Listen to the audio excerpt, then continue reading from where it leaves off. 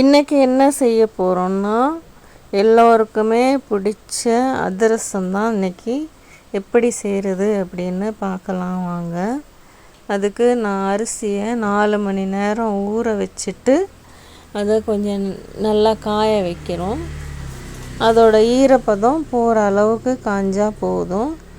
அதுக்கப்புறமா அதை எடுத்து மிக்ஸி ஜாரில் போட்டு நல்லா அரைச்சிக்கோங்க.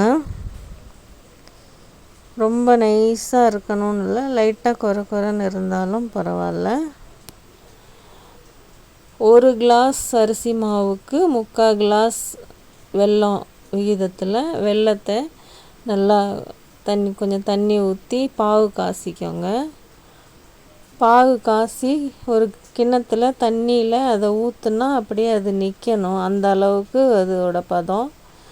அதை எடுத்து நான் அந்த கிண்ணத்தில் சுக்கு ஏலக்காயெல்லாம் தட்டி போட்டிருக்கேன், பவுடர் பண்ணி. அதிலே அந்த பாவை வடிகட்டி எடுத்துட்டு மாவை கொஞ்சம் கொஞ்சமாக அதில் போட்டு கிண்டணும்.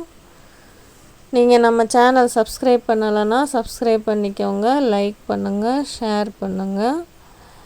நம்ம எவ்வளோ தான் பதமாக செஞ்சாலும் ஒரு சில நேரத்தில் அதிரசம் ஒழுங்காக வராது. இந்த மாதிரி கிண்டிட்டு அதை 2 நாளைக்கு அப்படியே வச்சிடணும். 2 நாள் வச்சதுக்கப்புறமா கொஞ்சமாக ஒரு கிண்ணத்தில் நெய் எடுத்து அதை சூடு பண்ணி அந்த மாவில் ஊற்றி நல்லா பிணையணும். மாவில் ஊற்றி நல்லா பிணைஞ்சதுக்கப்புறமா அதை ஒரு உருண்டையாக பிடிச்சி தனியாக வைக்கணும். எங்கள் அம்மா தான் அதிரசம் ஸ்பெஷலிஸ்ட். எங்கள் அம்மா தான் பிணைஞ்சிட்ருக்காங்க, நெய்யை ஊற்றி ஊற்றி பிணையிறாங்க. நல்லா பிணைஞ்சதுக்கப்புறமா இந்த மாதிரி தனியாக உருண்டையாக உருட்டி அதை வச்சு அதை அப்படியே கையால் அமுக்கணுன்னா அதிரசம் ரெடி.